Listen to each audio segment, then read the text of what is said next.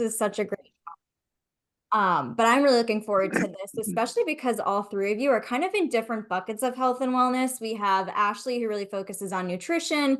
We have Skylar, who does both the physical therapy and personal training. And then Jason with the personal training and overall health and wellness. So I think it's a really great intersection to just kind of cover all the bases that come to really focusing on your health and wellness as a professional. So before we dive in with the questions that I have prepared, I wanted to welcome everyone who's tuning in and who will be watching the replay after the fact. In case you missed what I just shared, we will be sending out the replay on Friday. So feel free to jot through any notes that you have or rewatch it at any point in time. But if you're new to Massachusetts Business Network, welcome. We host these monthly lunch and learns or webinars on a variety of topics. And it's really exciting to be able to focus kind of less on the business stuff this month and really focus on health and wellness with our three experts that we have here. So before we go in through all of the questions that we have prepared and some great talking points that we have listed, I would love to give our experts the opportunity to introduce themselves and share more about their backgrounds. So Jason, how about you kick us off with that? Sure. My name is Jason Harris, and I'm actually unofficially the fittest commercial real estate professional south of Boston, AKA Coach FitProJ, your diet-free fat loss specialist. So I was overweight about 15, 17 years ago. I've been there, done that. And I'm the coach that talks the talk and walks the walk. And I have a program, Diet-Free Bootcamp for Successful Busy People, and it focuses on physical activity, nutrition habits, stress management, and recovery measures. And I deal mostly or almost all exclusively with real estate professionals as well as entrepreneurs. Love it. Thanks for being here, Jason. Yep. Skylar, how about you next?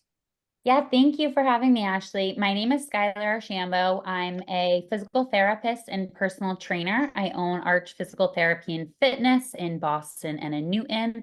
I have been in the health and fitness space for the past 10 years as a personal trainer, getting myself through PT school, and now as a physical therapist as well. So I work primarily with busy desk workers who are trying to manage their pain, usually back pain. And then I have a couple subsets. I also work with the hypermobile population, as I am hypermobile myself. And then I also have a little small niche of older adults I work with who work on really just moving their bodies for longevity and to be able to spend time with their grandchildren and get on and off the floor and all of the things that later down the line, the mobility gets a little bit more difficult for. So I like just working with a lot of different populations in and around the Boston area. Yeah. Thank you, Skylar. You cut out a little bit, so maybe try turning your video on and off just to see if that helps. But I caught the gist of it. So I'm excited to have you here and have you share your expertise. And Ashley, how about you next? I'm Ashley Chesley, and I'm the owner of Bella Foodie in Western Mass. I'm a personal chef and food educator. I teach people how to be healthy through food and how food can support our health and symptoms that we have or our health goals in general. I always tell people that I work with people from ages 4 to 100 because I literally have worked with people from ages 4 to 100. I have taught at senior centers. Most of my clients, like myself, I have MS and mast cell. So I came to the health and wellness game mostly through my own knowledge, and all my hard-won knowledge I want to share with everybody else. I learned to help support myself through food and physical activity, so that way when times are bad, my body is in the best shape it can be.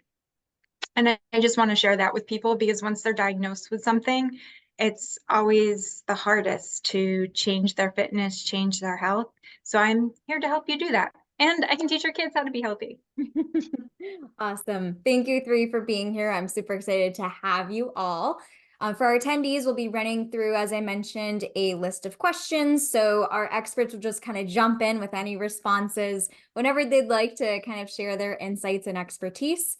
If you have any questions, feel free to drop it into the Q&A at any time.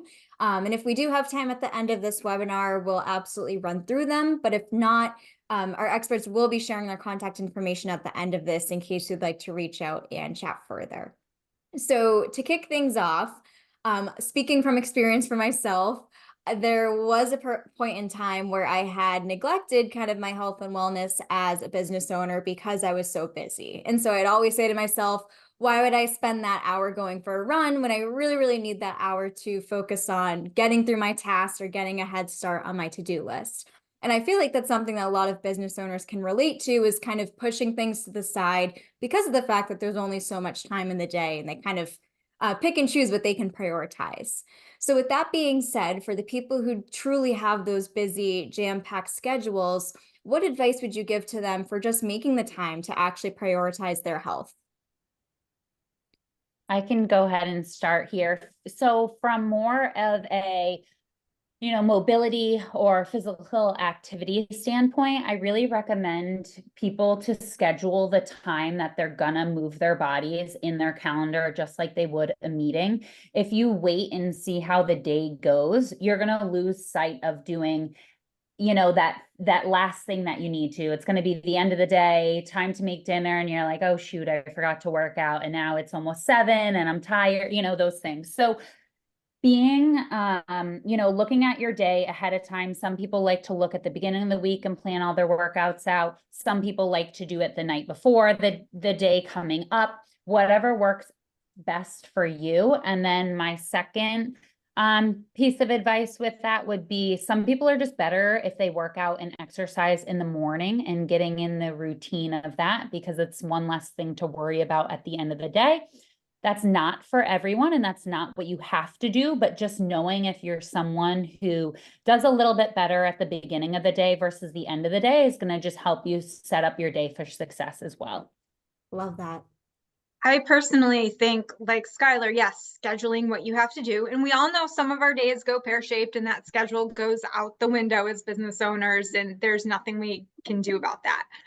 But scheduling that time, if you want to make it a family activity to cook and prep meals, that way you get everyone involved, you show everybody what it means, and you take that time, make it fun for yourself. Throw on music or your favorite TV show while you're prepping it, something that makes it an actual okay, I have 30 minutes to myself.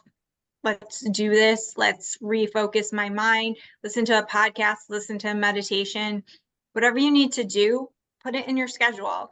And I always tell people to start with the smallest amount of time they think they can spare and move to the biggest amount of time, so everything doesn't feel so overwhelming. Yeah, great point. What would you No, say? you guys hit it perfectly on the head. At FitProJ Coaching, we like to take a keep it simple, keep it moving, keep it real approach. And you guys hit the nail on the head with the keep it simple. Prioritize and plan ahead. Plan ahead. And like you guys said, not only for your physical activity, look at the week ahead and figure out blocks of time like you would meetings or groups of tasks or projects you're going to work on, right? And then plan ahead for your nutrition as well, as far as food prep. It could be prep that you do between 1 and 2 days for the week.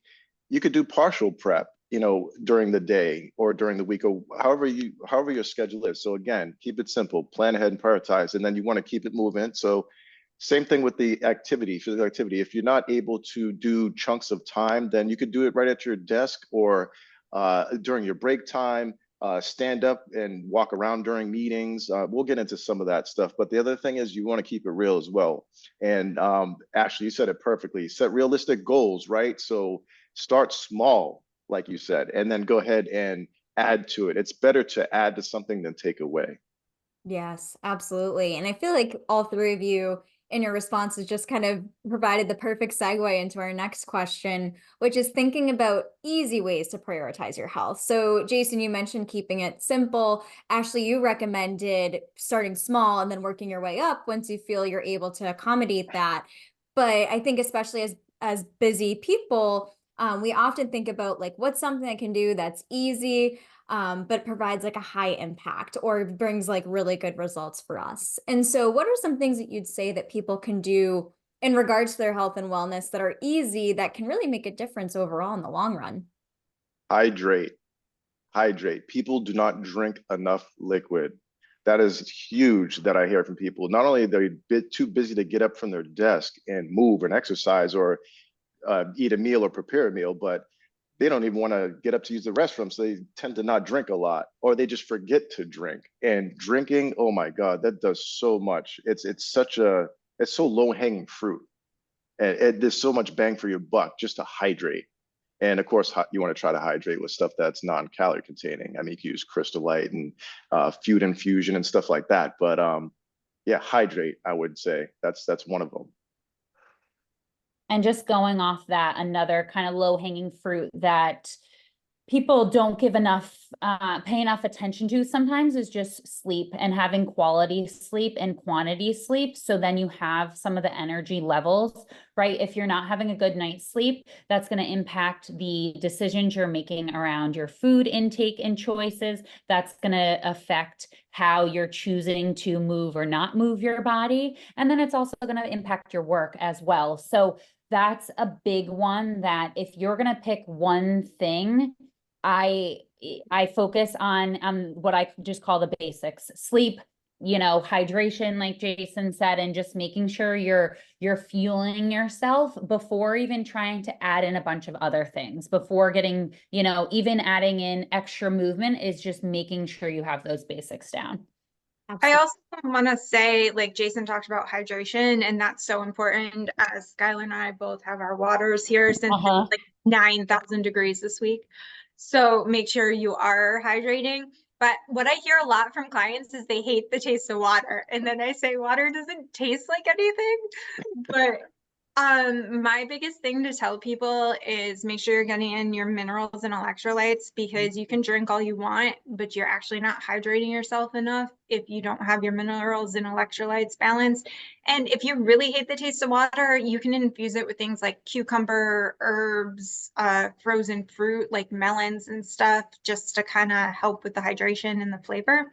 So very easy, very simple. You can stick in your water bottle. Everything's good. We're giving tips, right? So I'll give a tip for that.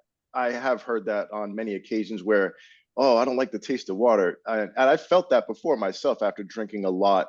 I haven't felt in a long time. But what I've done is I've taken even one green tea bag and brew it, and then just add a little splash to your big bottle of water, and it changes it, and it changes it in a good way. That's an easy step to do. Yeah, I love those. One thing that I've done that I feel like has really helped is I'm guilty of multitasking. So I'm always thinking like, what are a few things I can do at once that can kind of help me to get through my list quicker? And I have a treadmill. So if I'm having a meeting where I know I won't have to sit at my desk to like take notes or be on Zoom or anything, I'll talk on the phone while walking on the treadmill. And I find that that's like a great way to kind of add a few extra steps in. And I know some people have like walking pads at their desks and whatnot. And so kind of thinking of ways to supplement what you're already doing without kind of making things more challenging or making things difficult, I found for me has been really helpful. Another thing I would like to mention too, because what was the question again? The question was easy ways to prioritize your health, right? Yes. Well, let's talk about mental health, right? Mindfulness, meditation. That's another thing to round it out. That's something very simple and easy, and bang for the buck is there. Just 5 minutes, 10 minutes, whatever. If you're gonna head into a stressful situation, if it's in the morning, just before you wake up, if it's before you go to sleep, anytime during the day, it doesn't matter. You take that moment, 5 minutes, 10 minutes, whatever it is that you have time for, even if it's 3 minutes, bang for the buck. Mindfulness, mental health as well, and that does translate into physical health eventually. Yeah, I love that reminder. And that kind of brings us into our next question, which is, I know pretty much everyone knows that they should be prioritizing their health and wellness, but what are some key benefits or really good results that can actually come from doing so? And that might kind of vary depending on your situation, what exactly it is you're doing, but what are some things that prioritizing your health and caring for yourself can really relate to within your career, within your business? If you're not, oh, sorry, Jason, do you want to go? No, go right ahead. Ladies first. Thank you. If you're not prioritizing your health, if you're eating like crap and you're skipping meals and you're not hydrating and you're grabbing whatever you can, it actually starts to affect your mental health and your thinking. And then that starts to affect your stress level, which starts to affect your sleep. And then your sleep starts to affect how you move. So everything we do is a buildup of consequences of things. So you think something is so little that you're not doing it, but like if we start putting too much sugar in our body, too much processed foods, then it's all a bunch of little things that start impacting our decision making, that start to build up, that affect the things that Skylar does, or the things that Jason does, or your mental health. And then there goes your to-do list, and every day is shot, and you're not doing any goal you ever want. Yeah, just to go off of that, it definitely all adds up. And especially with energy levels and productivity, I feel like for me personally, that's huge with taking care of myself, prioritizing my, health and wellness. And that also affects my mood, right? If I have more energy, I'm going to be in a little bit better of a mood. I'm going to get more done. And that also helps with just my sleep quality at night too. So similar to what Ashley's saying, it all really is compounding, but it really, like, if you make some of these changes, you will feel the difference. If you just like, oh, wow, I'm feeling this much better. It's taking me less time to fall asleep. I'm able to sleep longer interrupted. It all affects each other. So just kind of even reiterating what we talked about on the last question about the easy things to add in is really getting the fundamentals and the basics down is going to go a long way. No, Just absolutely. get a standing desk. Mm-hmm. That's something simple, and it's effective, very effective. Think of the increased resilience you'll have by taking care of yourself. You'll be able to bounce back easier when stress levels, peak. Another thing is, and what about improved self-esteem? Improved self-esteem. I mean, I was over 300 pounds at my heaviest with like a 46-inch waist, and I'm not anymore. And my self-esteem, of course, has skyrocketed compared to what it was. So that's a big thing. And what about a positive influence on your immune system and your health? Less sick days, less days like you ladies were saying, feeling like crap. It affects your mental and your productivity and everything else. So that's huge. Cost savings as far as going to the doctor, and then when you're at the doctor, you're losing time from working, the important stuff. And what you ladies said in the beginning too, as far as fundamentals, is taking care of yourself is going to make a huge difference on everything in your life, personally and professionally. Absolutely. Oh, I love that. On the opposite end, what are some things that you three would say could happen if you don't prioritize your health? Like, what are some, I guess, negative impacts that could come from pushing that to the side and not prioritizing it as you should? Productivity and everything will go down. Poor mental health. I mean, the opposite of all the benefits that we're talking about, right? Essentially is going to happen if you don't prioritize your health. And I find that a lot of people or clients or prospects that come to me, they don't even realize they're feeling bad because they forgot what it is to feel good anymore. So then when they start to feel good, like, wow, I remember feeling like this. And, they're kind of stuck in surviving as opposed to thriving. And just kind of going on the other end of the spectrum too is just increased risk of disease, cardiovascular disease, diabetes, blood sugar dysregulation. You're more at risk of disease if you aren't taking care of yourself, because your movement affects your heart, your movement and what you're intaking affects your blood sugar levels. So that's just, again, more time spent seeing doctors, more reactive care basically. And also with that, it's never too late to start and prioritize yourself. Even if you already have a diagnosis of maybe you have high blood pressure, high cholesterol, or or you're, you know, starting to be on the spectrum of getting closer to those diabetes levels, it's never too late to start. Even if you're already there and you already have those diagnoses, you can still improve those levels by making some of these changes. So even if you're, you know, older and you haven't done anything your whole life, you can still make a difference really whenever you start. So just to say some of these you know, negative side effects of not prioritizing your health, you can always change them. And just one more I want to talk about negative impacts is mobility later on in life. I work, like I said earlier, with a lot of older adults. And one of the main things we work on is mobility along the lifespan and just being able to keep their independence later in life. And that has, again, some of those clients haven't come to me until they're 80 years old, but they're making impacts that are making a change in their day-to-day. So although some of these not focusing on your health and wellness can have negative impacts, it's never too late to start. Now, I want to add something to this. You guys all made wonderful points, but for somebody that has a chronic illness like me, who's already living with a diagnosis and learn to support their health through food and through gentle movement and things, my fitness level, my health level is different than everybody's. And I get a lot of clients that have the same thing. But the thing is that even the little things that you do in life and how you change it, how you choose to support yourself, you could just give up. You know, you get a diagnosis, you give up, you're like, well, that's that. I'm taking what the doctor said. Here's this pill, here's that pill. And you just accept that I have a weakened immune system. I still have to be careful, but I still take my vitamins. I walk 1 to 2 miles. I'm in extreme pain today because of the heat and humidity. I'm going to be all weak, and I know this. So I've done extra things to support my body. These are all things that, these are small steps, but because I do this every day and all the time, Skylar is telling us that these are the things that can help. I'm telling you, you do this with food, this can help. Jason's telling you with fitness, you do these things that can help. So now you can be a better partner to whoever you're a partner to. You can be a better parent, better business owner, better friend, and so on.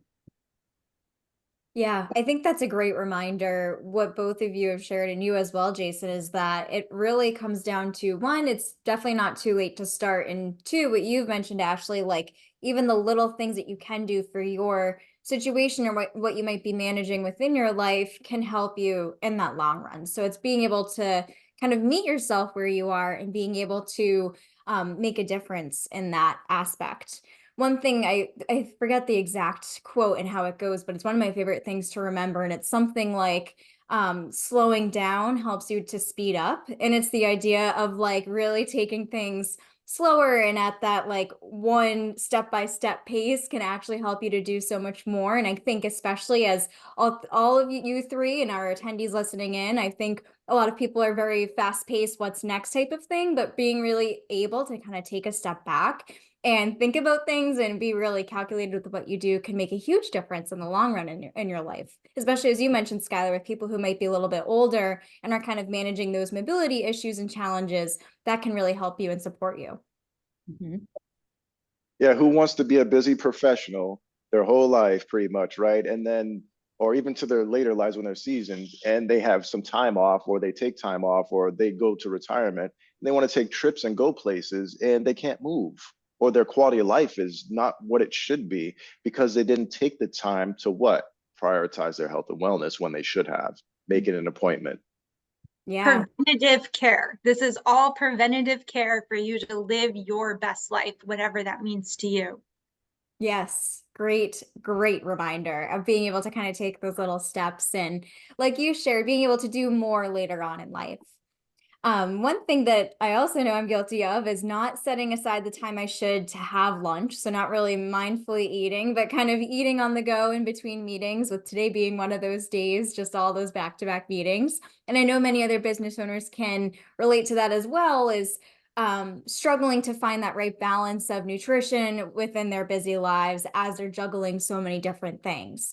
And so with that being said, I can definitely imagine that it might be easier for people to fall into the trap of perhaps picking something that might not necessarily be so healthy for them just because it's quick and it's easy and convenient. But what are some snacks or meals that you three would recommend that are really easy to kind of keep at a desk if you just need something in a quick reach when you're hungry? Or if for people who are being proactive about setting aside the time to go eat lunch or go eat breakfast, what are some meals that they can make that won't take too much time to prepare, but are still delicious, healthy, and nutritious? Protein powder, having it at your workspace, or if you commute to work and you're not at home, and having some sort of non-sugar type of yogurt and some fruit. I mean, it's very easy to just throw together where you're at the desk, mix it, and eat it. Or you could ahead of time make something called overnight oatmeal. And if you don't know what that is, you can get in touch with me and I'll help you out with that. But yeah, those are two things that are complete nutrition with protein, carbs, and fats. What I'm talking about, it's not just carbohydrates with very little protein. Protein is very important. So they have a little bit of everything in it. Okay, so you're getting into my area. I get so excited about food, so you guys will have to stop me. So if I start going on and on, just stop me. The easiest things in the world, I always tell people to make smoothie packs, because you can do this if you have kids, if you have a big family, if you're a busy professional, anybody.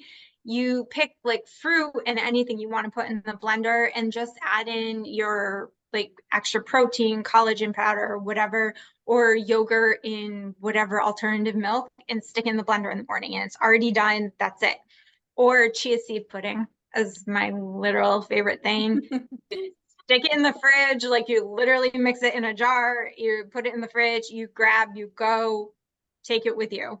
But there's also really easy grab and go things like nuts and fruit that you can easily make. You can mix a trail mix of your own liking that you can keep at your desk.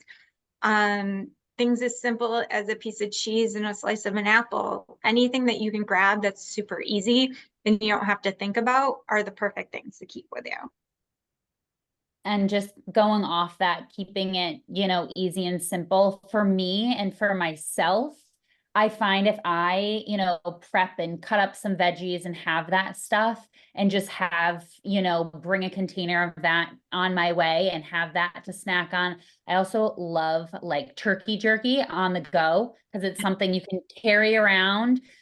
Just look at the sodium levels on some of those. They have some of them have a lot of like little additives on them. So just a little side note, but for me, it's more about preparing some of these ahead of time. I don't, tend to go for a lot of any of the bars or stuff like that because it bothers my stomach. So having some of that stuff, at the beginning of the week, will prep a bunch of veggies and a bunch of proteins, have them in containers so I can just literally grab and go in the morning and take it with me for the day. Typically, if you have stuff prepped in eye level everywhere in your house, like if it's prepped, done, eye level in the fridge, keep fruit out on the counter, you're more likely to grab that than to go for the junk food. Although I do have a dark chocolate problem. Another go-to is wraps too. I mean, you can get Trader Joe's has some nice pre-cooked chicken breast or what have you, strips, and then get yourself some fresh organic spinach and whatever, maybe some salsa or something, and smash an avocado in it. There you go. You just pre-make some wraps and just have them in the refrigerator at your work, and you just grab and eat at your desk as you work.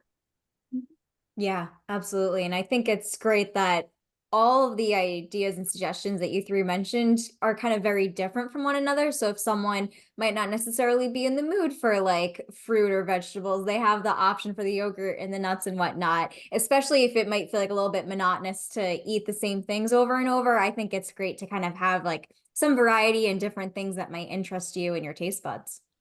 Here's another tip on that too. You could bring egg white and eggs in a separate container and maybe some veggies or what have you, but you can easily, or feta cheese even, and you can easily have these microwave omelet type bowls or what have you, and just mix all together, throw it in the microwave, and then you're good to go. Absolutely. With our next question, I crafted it with Skylar in mind, knowing that she's going to have a ton of great advice, but I know that Jason and Ashley are going to have some good insights to share here too. But in addition to what you're eating and moving your body with exercising, It's also important for all of us desk workers to make sure that we're stretching and moving throughout the day so we're not getting sore or having our joints be a little bit tight and stiff and whatnot, and being able to really kind of keep your body moving. So what are some stretches or movements or easy things people can do to kind of get up and about throughout their day so they're not just spending 8 to 10 hours a day straight sitting at their desk and not exactly being in the best position? Yeah, I can start. And if I keep going too long, just stop me. Um, so to start, just getting up regularly, I typically work with people who have some sort of back pain with sitting. So take everything I kind of say with a grain of salt, but also it's helpful to be getting up just as regularly. So typically around an hour is when I have people get up from the desk, just going back to what we were talking about earlier, but staying really hydrated in drinking a lot and having drinks at your desk is a really good way to force yourself to do this, because the more you're going to have to go to the bathroom and you're going to have to refill your water or go get some more electrolytes, you're going to have to get up and moving. So getting up once an hour is really good just to change your position. I also will have people do, if they have a standing desk or if they're working from home and they can just stack some like bins or boxes on top of each other. People sometimes come to me and think they need to be standing for like at least an hour at a time. You don't. If even can stand, even if it's 10 minutes just to shoot off a couple of emails, that's better than nothing. So don't get into your head about being like, oh, I only have 10 minutes before my next meeting and I need to be sitting because I want to be prepared or whatever it may be.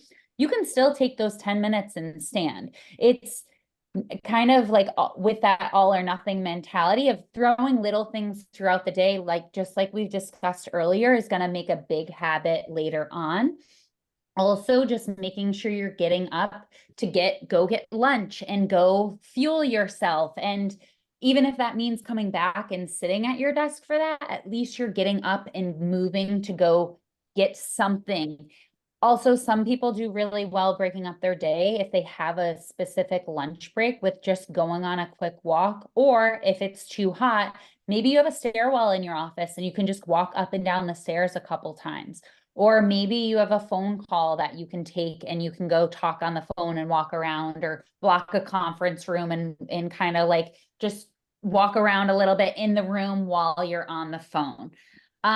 Also, just in terms of getting a little bit more specific with some of the mobility stuff, and then I'll pass it off to you guys, but making sure you're kind of like moving, especially your upper body and your hips is what gets most stiff. Your upper back, like even doing some seated rotations, like in your chair, rotating over each shoulder is a great way to just open up your back a little bit while you're sitting and doing desk work. And then of course, getting up just get your hips a little bit, but you can always do a little bit more specific stretching for that as well. Love it. Yeah, you summed it up. I mean, the biggest thing I was going to mention was uh, setting a timer to stand up every 30 to 60 minutes, and also taking phone calls, or if you're going to make phone calls or talk on the phone, instead of sitting there doing it, just get up and do it. Get up and walk around while you're on the phone. Just make it a habit of, oh, I'm going to make a phone call. I received a phone call. Get up and stand and start walking around. Of course, if you don't have to like stare at the computer, even if you have to, you should stand and look at the computer. But that was the biggest two things: is schedule yourself to get up every 30 to 60 minutes and then walk during calls. I find it really easy to stretch at least once or twice. Like, for me, I stand the majority of my day because that's what my job does. But I find if you're not stretching, like my upper back gets tight, or like when I'm working with kids, I'm 5'8", so kids are like this much shorter than me. So I'm always leaning over. So think about, you guys are all hunched over a desk and things, or I notice when people type, they're always like this in the computer. So make sure you guys think about like the first thing in the morning. What's the first thing we do? We stretch our arms over our head. We do that. If you do that every couple of minutes, like at the end of the hour, like Skylar said, then I think we should be good, right? Yeah. Oh, great advice. if there was like one kind of like golden rule that you three could give when it comes to health and wellness, or like the one thing that you swear by, what would it be that you would recommend to professionals for just being able to prioritize it and take care of themselves? Oh, that's easy. Leverage support systems, whether that's social support, friends, family. Well, family can be funny, but friends, family, or anybody else that's trying to have a healthy journey themselves and make themselves better. But professional help, don't hesitate to seek guidance from professionals and coaches. I mean, they've been there, done that. Why not stand on the shoulders of giants? Save yourself time. Save yourself time in the sense of stop trying to figure out all on your own. Get somebody that knows what they're doing to help guide you in your own journey. That's huge. That's massive. I mean, if your roof breaks, you're not going to get up on the roof and try to fix it yourself, are you? If you do, you get what I'm saying, though. Seek out the professional help. Yeah. That's what I would say. I would say for me, I always tell people there's a few things. One, it's okay to have Eastern and Western medicine in your life. I say acupuncture is a wonderful thing. Make sure you prioritize your mental health and your physical health, and that you know what you're eating and putting in your body, whether it's food, whether it's what you're consuming, reading, watching, anything. Pick and choose who you're around, what you watch, what you eat, and I guarantee your life will be better. I love that. And I'll take a little bit different of a direction, but kind of just to reiterate stuff that we've already mentioned, is one of the biggest things that I advise clients to do when they start working on their health and fitness or health and wellness is to really start small and trying to pick one habit to build right now, master that habit, and then pick your next one. I think that there are so many things you can be working on with your health and wellness journey at a time that it becomes so overwhelming to people that it almost becomes like paralyzing in the sense that people don't know what they should start with, how they should start, and it just is really overwhelming. So if you pick just one thing, and I'm not talking about a big thing either. I'm talking, okay, maybe your goal is to go on 2 to 3 walks a week. Awesome. Get good at doing that and then take the next step of adding something in. Or even maybe we're rewinding a little bit further and, starting with what we talked about earlier of just making sure you're getting better quality and quantity sleep and hydrating regularly. And then once you can do that, then take the next step. But it can be really overwhelming. And people think they need to go 0 to 100, but you really don't. You need to take the really small steps along the way because your health and wellness is lifelong. It's not just for the right now, it's a lifelong journey. So you want to really build these habits to be able to continue with for the lifelong journey. Oh, I have to piggyback off that. So another thing, yeah, entrepreneurs and professionals, what they like to do is bite off more than they can chew, like you just said. But the other thing is too, have some compassion for yourself if things don't go perfectly. It's not supposed to. It's not about perfection. It's about consistency. And a lot of people just stop. They hit the forget it button, if you will, and they say there's just too much, like overwhelming, right? But have some compassion for yourself and give yourself some leeway because it's not supposed to be perfect. It's about being consistent. If you are not perfect over a month versus not doing it at all, which is better? Not being consistent. I mean, being consistent for a month in little stuff. So again, have some passion for yourself. It's not supposed to be perfect. Just be consistent. Yes. I agree with Jason. He kind of took the words out of my mouth about being consistent and how, if you have a bad day, it doesn't mean to throw it all away.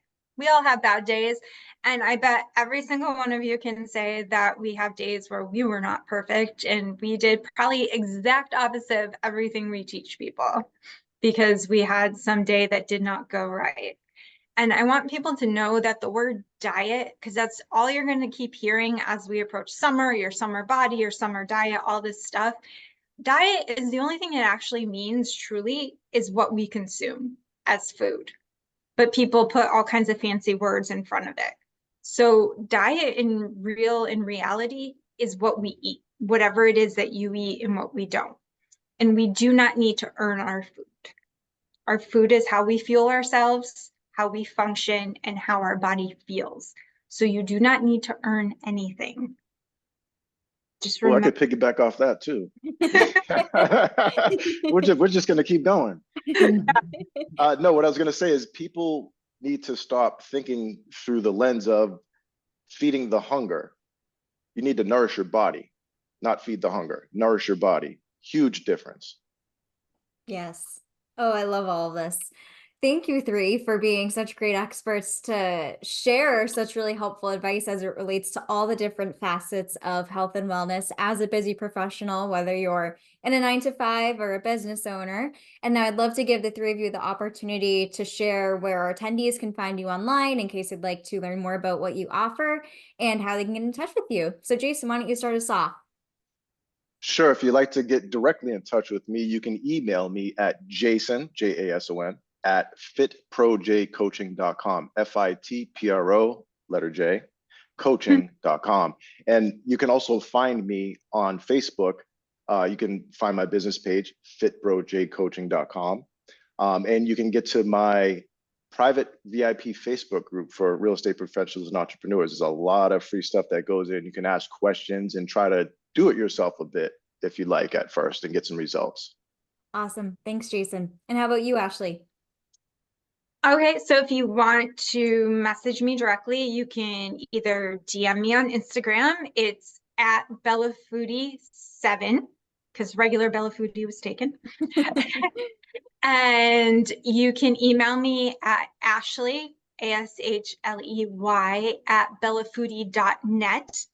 Or you can go right to our website, which is bellafoodie.net. And we have a blog with all kinds of healthy recipes on it that you guys can definitely check out and that are really easy. I like to keep things simple. So those are the best ways to find me. We do have a Facebook page, but those are the easiest ways to get in touch with me. Amazing. And how about you, Skylar?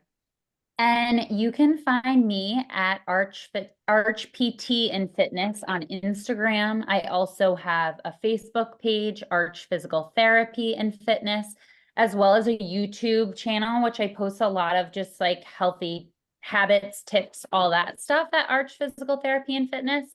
You can find me at my website at www.archphysicaltherapyandfitness.com. And then my email, it's a little bit tough because it's my first name that's spelled a little funky, but it's Schuyler, SCHUYLER,